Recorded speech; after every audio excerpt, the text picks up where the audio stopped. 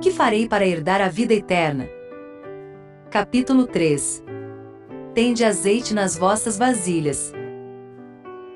Então o reino dos céus será semelhante a 10 virgens que, tomando as suas lâmpadas, saíram ao encontro do esposo. E 5 delas eram prudentes, e 5 loucas. As loucas, tomando as suas lâmpadas, não levaram azeite consigo. Mas as prudentes levaram azeite em suas vasilhas, com as suas lâmpadas. E tardando o esposo, tosquenejaram todas e adormeceram. Mas à meia-noite ouviu-se um clamor.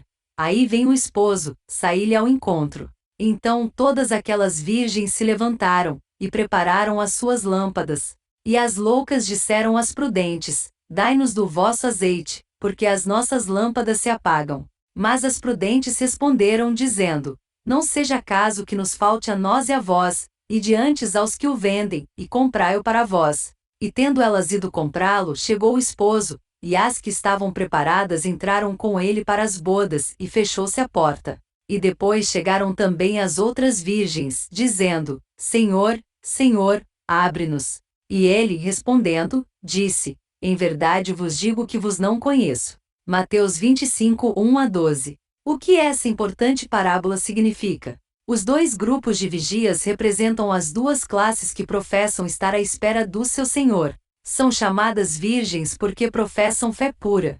As lâmpadas representam a palavra de Deus.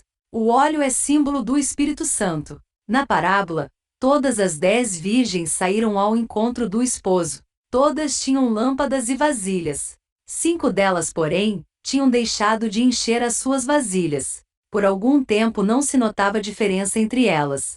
Assim é com a igreja que vive justamente antes da segunda vinda de Cristo. Todos têm conhecimento das Escrituras. Todos ouviram a mensagem da proximidade da volta de Cristo e confiantemente o esperam. Aí vem o esposo. Saí-lhe ao encontro. Mateus 25, 6. Muitos não estarão preparados. Não têm óleo nas suas vasilhas nem nas suas lâmpadas. Estão destituídos do Espírito Santo. Parábolas de Jesus, páginas 222 e 223. Todas tinham lâmpadas, isto é, uma aparência exterior de religião, mas unicamente 5 delas possuíam a piedade interior. 5 estavam carecendo do óleo da graça. O Espírito de vida em Cristo Jesus, o Espírito Santo, não lhes habitava o coração. Sem o óleo da graça, de que servia levar consigo uma lâmpada de profissão de fé, filhos e filhas de Deus, página 118. Todas tinham lâmpadas com óleo. Todas estavam estudando a palavra de Deus e pedindo ao Espírito Santo para guiá-las, mas apenas 5 haviam convidado o Espírito Santo para habitar o interior, controlando a vida, que é representada aqui pelos vasos. Se alguém não tem o Espírito de Cristo, esse tal não é dele. Romanos 8:9. Eis o maior engano que pode afetar a mente humana. Essas pessoas creem que estão certas quando estão erradas.